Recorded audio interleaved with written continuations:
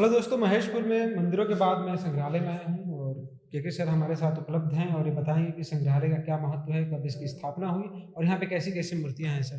तो सर ये कब आपको लगा, आप तो मान लीजिए 82 से इधर हैं, तो कब आपको लगा कि नहीं ऐसी जगहों पे एक ऐसा संग्रहालय भी होना चाहिए और वहाँ पे जो भी मूर्तियाँ मिल रही हैं उनका वहाँ पे संरक्षण भी होना चाहिए?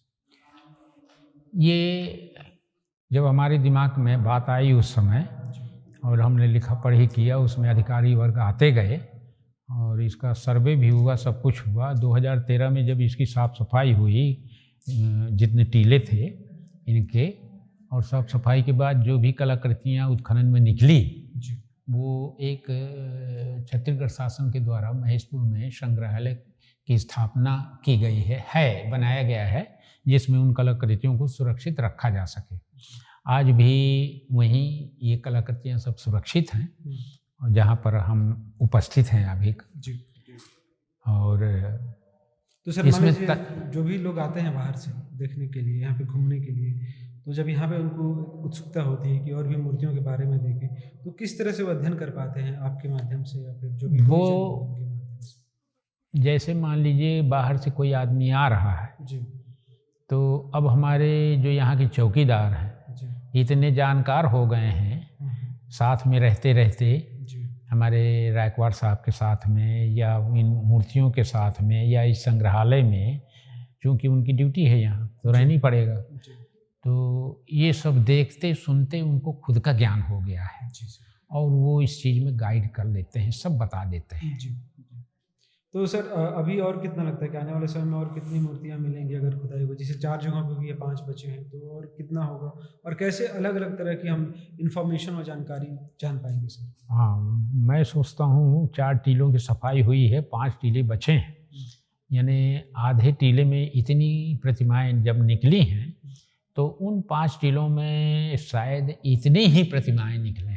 तो सर यहाँ पे ज़्यादातर कौन देवी-देवताओं की ज़्यादा मूर्तियाँ हैं? इसमें शैव और वैष्णव से संबंधित है। जी, जैन प्रतिमा यहाँ एक ही प्राप्त हुई है, अच्छा, वृषभनाथ जी की, अच्छा। जो कि जैन जैन धर्म को भी तीर्थंकर। इसमें समाहित है। जी, ये भी जैन अनुयायी थे ही। जी, जो कलचुरी राजा थे वो जैन अनुयायी थे ही, लेकिन चूँकि शैव और वैष्णव का जो काल है जी। वो जैनियों से बहुत आगे का है, पहले का। अच्छा सर। तो ये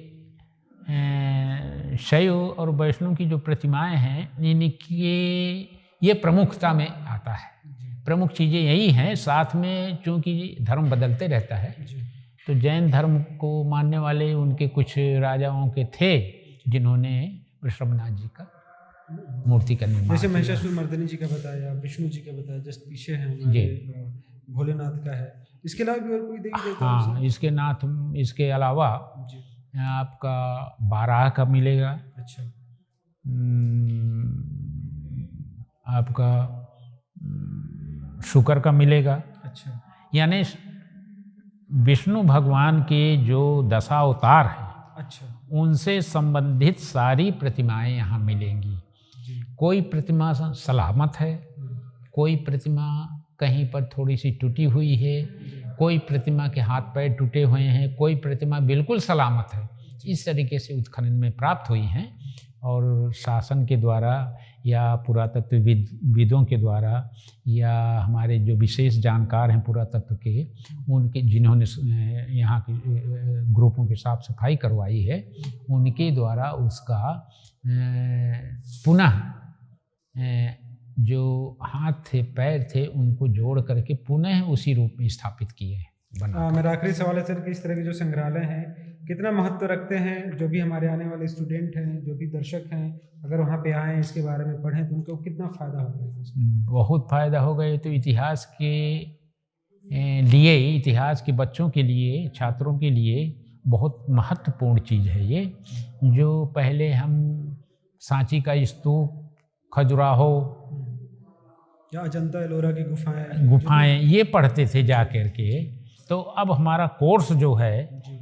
अब अपने क्षेत्र के लिए एक निहित होकर के विस्तृत रूप ले रहा है। Thank you very much sir, बहुत अच्छी बात बताया के सर कि यहाँ पे संग्रहालय में जो भी मूर्तियाँ हैं, आने वाले दिनों में हम इसको जो भी सिलेबस है, पाठ्यक्रम है, उसमें हम पढ़ने को मतलब जो स्टूडेंट हैं उनको पढ़ने को मिलेगा, उन्हें समझने को मिलेगा और इस तरह से वो जान पाएंगे कि जो महेशपुर जगह है इसका ऐतिहासिक महत्व क्या है, धार्मिक महत्व क्या है, कल्चर में क्या इसका महत्व है, राजनीति उस समय की क्या थी, उस समय का जो भी तमाम एक्टिविटी होता था उसका क्या महत्व था।